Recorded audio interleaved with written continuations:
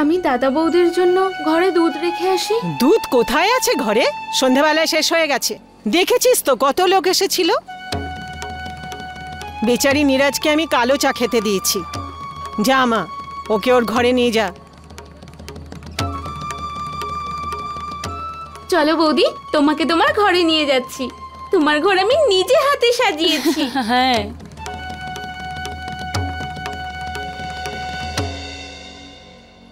এই দেখো তোমার ঘর।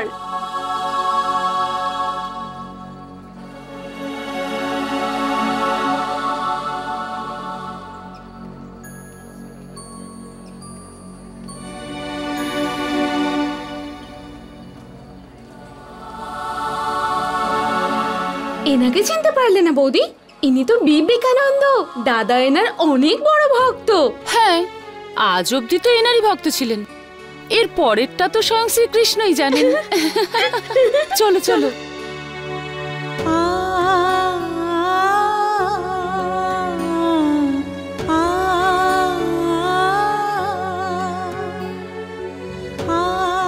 আরে দাদাও এসে গেছে।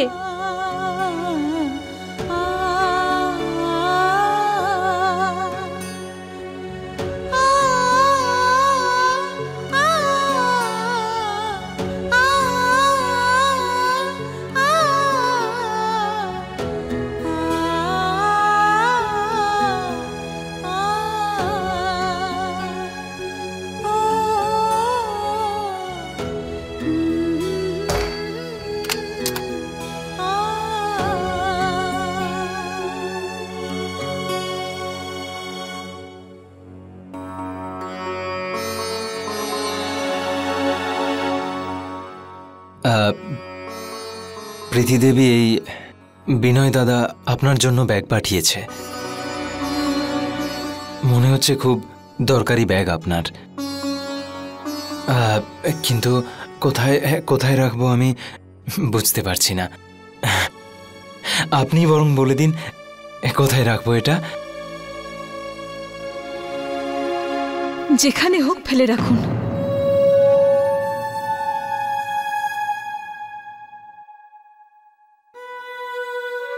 কি? হ্যাঁ, আপনি ঠিকই শুনেছেন। এই ব্যাগটাকে নিয়ে গিয়ে পুঁতে দিন। এমনিতেও আমার আর কিচ্ছু যায় আসে না। কিন্তু এমন কি আছে এই ব্যাগে? স্বপ্ন।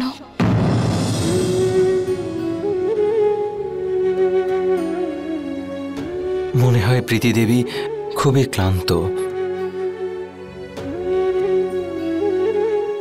কোনো ব্যাপার নয় প্রীতি দেবী, এটা আমি ভালো করে রেখে দিচ্ছি। আপনি বিশ্রাম করুন।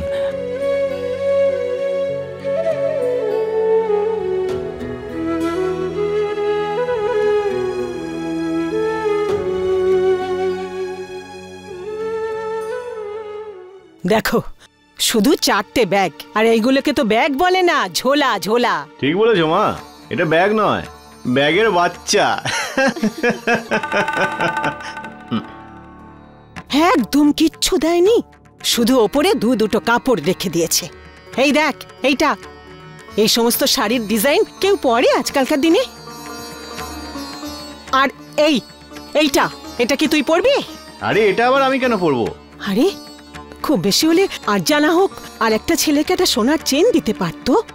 বৌদি ননদকে কানের দুল খুলে দেয়। শাশুড়ির জন্য কিছু? আরে ছাড়ো, আমার জন্য কিছু আনতে হবে না। নিজের মেয়েকে ওয়াশিং মেশিন, ফ্রিজ, টিভি কিছু তো দেবে। ঠিক বলেছো মা, কিচ্ছু দেয়নি ওরা আমাদের। এটা ঠিক করলেন না কিন্তু ওনারা। ওদের আর কি বলবো বাবা, আমাদের ঘরেই তো একজন রয়েছে। ওরা তো ঠিকই কাজ করেছে। ওদের জামাই সূর্য কমল যা যা বলেছে। আমরা আমাদের সংস্কারের সব থেকে বড় দান কন্যা দান করলাম। আমরা আর কিচ্ছু চাই না। ও বলল আর এই মানুষগুলো মেনে নিল। ওই কৃষ্ণ ঠাকুরই জানে ও বেশি বোকা না এরা বেশি চালাক। এই সময় তুমি এখানে কি করছো দাদা?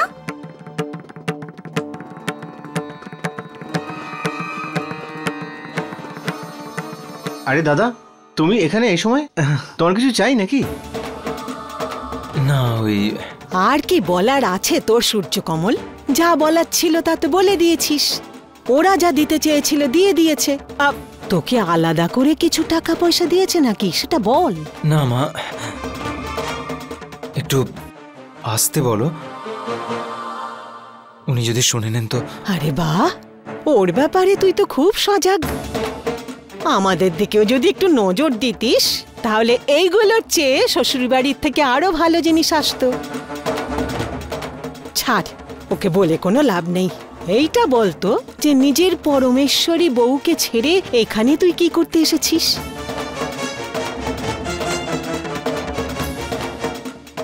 তোমার কিছু দরকার ছিল দাদা? বোন, আমাকে কিছু খাওয়ার একটা প্লেটে করে দিবি? খাবার? এই সময়? যখন খাবার দেওয়া হতো তখন তো কিছুতেই খেতে চাইতিস না, আর এখন খিদে পেয়ে গেল? আমার নিজের জন্য কিছু চাই না, ওই প্রীতি দেবীকে খুব ক্লান্ত লাগছিল, তাই ভাবলাম যদি কিছু খাবার। এখন সব খাবার শেষ হয়ে গেছে। খাবার শেষ হয়ে যাওয়ার জন্য রান্নাঘরে তালা লাগানো হয়েছে। আর বারবার রান্নাঘরে কে রান্না করবে? এখন রান্নাঘর খোলা হবে না।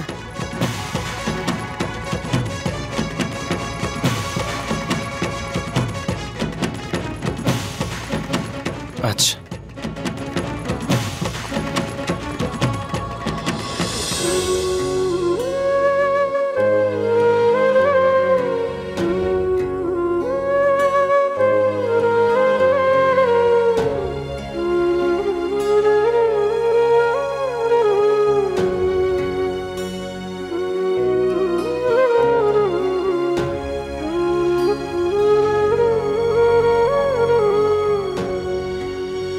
আমি জানতাম যে তুমি ওষুধ খেতে ভুলে যাবে। এই নাও। কি ব্যাপার স্নেহ, বিয়ে তো সব ঠিকঠাক মতোই মিটে গেছে, তবে এত চিন্তা কেন? মেয়ের মা তো, মেয়ের বিয়ে যতক্ষণ না হয় তখন এক জ্বালা, আর মেয়ের বিয়ে হয়ে গেলে তখন আরেক জ্বালা। তুমি কি যে বলো না দিদি, এই তো সবে সবে মেয়ের বিয়ে হলো আর এখন থেকে মন খারাপ করছো? আর দাদা, জামাই কিন্তু দিদির পছন্দের, তা সত্ত্বেও দিদির মন খারাপ হচ্ছে। তোমার প্রীতির জন্য তো তুমি একেবারে খাঁটি হিরে নিয়ে এসেছো দিদি। কিন্তু প্রীতি ওই হীরের কদর ধীরে ধীরে বুঝবে। আর প্রীতি যেদিন সূর্য কমলের আসল মূল্য বুঝবে, সেদিন আমারও এই অস্থিরতা শেষ হবে। আর সরোজ, চিন্তা তো সুমির জন্য হয়। কেন? আমার সুমি তো এত ভালো ফ্যামিলি বর পেয়েছে, শ্রীকৃষ্ণ যেন সবসময় ওকে রক্ষা করেন। তুমি দেখোনি বিয়ের সময় সুমি আর ঋষিকে কি দারুণ দেখাচ্ছিল। আমার মেয়ে তো রাজরানী হয়ে থাকবে দিদি। না হলে ঋষির মতো এত সুন্দর ভদ্র ছেলে পাওয়াটা কি কোনো মজার ব্যাপার নাকি? দিদি, তুমি শুধু তোমার শরীরের দিকে নজর রাখো, মেয়েদের চিন্তা তোমাকে একদম করতে হবে না, বিশেষ করে সুমির ব্যাপারে তো একেবারেই নয়।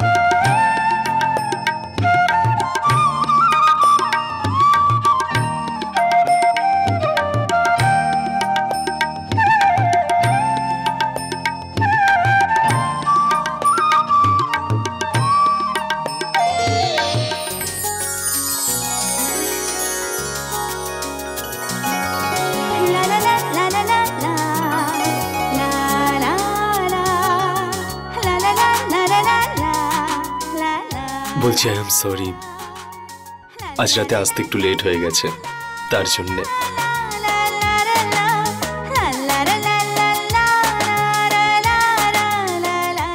বলো না যে তুমি আমায় ক্ষমা করে দিয়েছ, প্লিজ।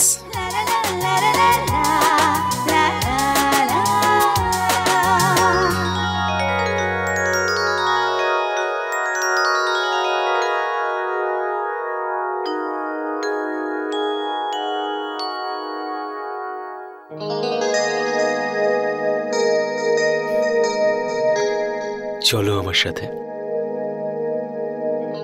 এখন কোথায়? এসো তো আমার সাথে। কিন্তু তুমি শুধু আমার একটা প্রশ্নের উত্তর দাও।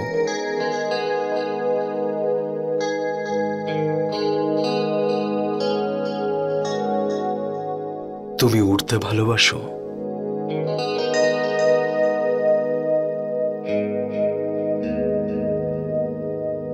তোমার চোখ দেখে পরিষ্কার বুঝতে পারছি যে তুমি উড়তে ভীষণ ভালোবাসো। বেশি চিন্তা করো না, এসো আমার সাথে। ঋষি, আমরা কোথায় যাচ্ছি? ঋষি, আরে এসো তো, তোমার জন্য একটা ছোট্ট সারপ্রাইজ রয়েছে। সারপ্রাইজ? জানো তুমি খুব প্রশ্ন করো, চুপচাপ আমার সাথে চলো। ব্যাস, এবার একদম আস্তে আস্তে তোমার চোখ দুটো খুলবে, ঠিক আছে?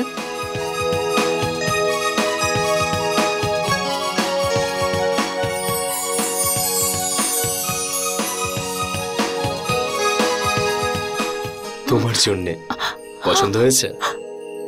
বিয়ের প্রথম রাতে একটা ছোট্ট উপহার। কি হলো, এত কি ভাবছো? এটাই না যে বিয়ের প্রথম রাতে এরকম কেউ উপহার দেয়? দেখো, আমি এটাই বিলিভ করি যে বিয়ের রাত্রি থেকেই, ইনফ্যাক্ট প্রথম রাত থেকেই লাইফের আসল থ্রিলটা শুরু হয়ে যায়। Right gentleman? কাম অন, আরে এসো তো।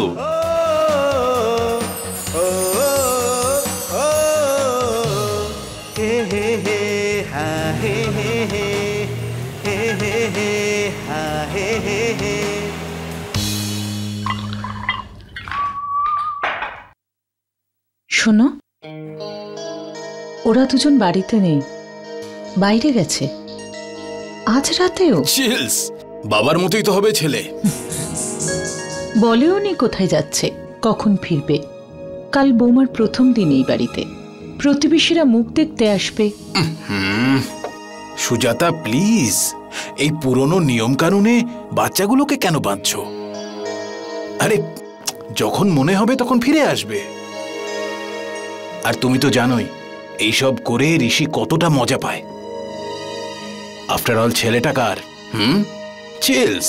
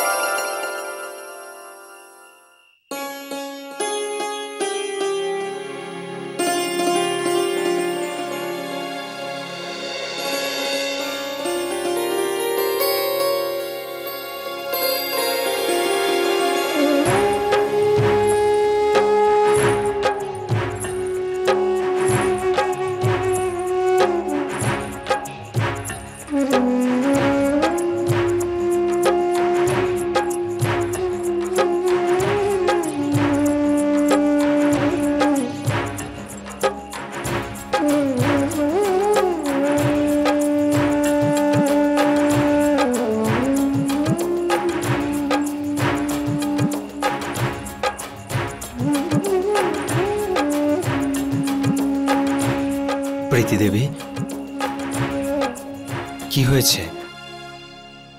প্রীতি দেবী, আপনি আপনি কি আমার উপর রেগে আছেন? আপনি আপনি নিচে শোবেন না, আপনার ঠান্ডা লেগে যাবে। আমি নিচে শুচ্ছি, আপনি ওপরে বিছানায় শুয়ে পড়ুন। না ধন্যবাদ।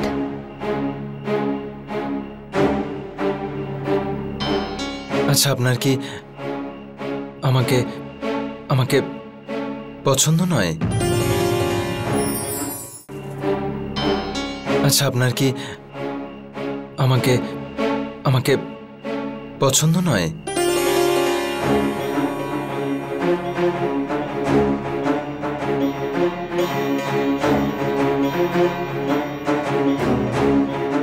প্রীতি দেবী, আপনি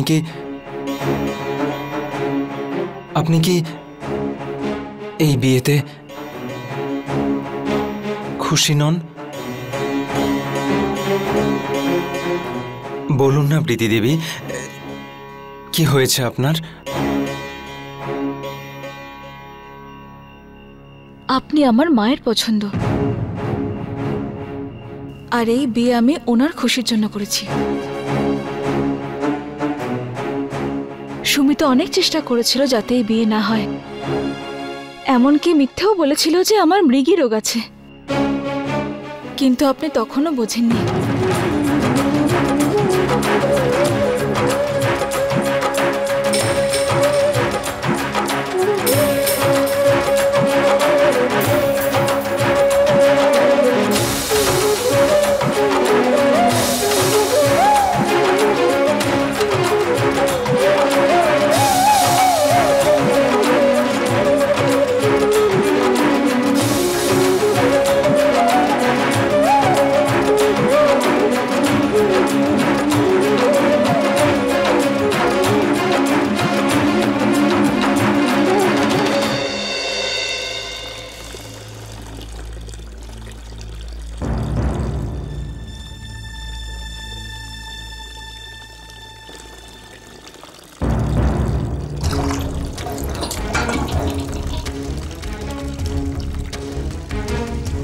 আমাদের এখানে শুধু 4টে থেকে 6টার মধ্যে জল আসে, রোজ আমিই ভরি।